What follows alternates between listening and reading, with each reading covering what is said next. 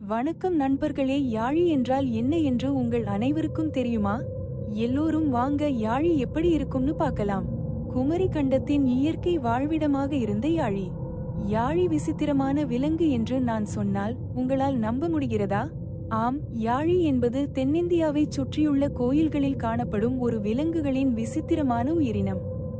குமரிக்கண்டத்தில் இருந்து பழங்கால தமிழ் மக்கள் யாழியை எவ்வாறு கட்டுப்படுத்தி வளர்ந்தார்கள், போர்களில் போராட பயிற்சி அளித்தனர். அவர்கள் புனித கோவில்களில் பாதுகாவலர்களாக பயன்படுத்தப்பட்டனர். நீண்ட அலையினால் கண்டத்தை மூழ்கடித்த பின் யாழி லெமூரியாவிலிருந்து தமிழ்நாடு மற்றும் இலங்கைக்கு இடம்பெயர்ந்தனர். யாழியின் வகைகள் 6 வகை. அவை சிம்ம வியாலா, சிங்கத்தின் தலை மற்றும் யானையின் உடலை கொண்ட கடுமையான பாதுகாவலர்.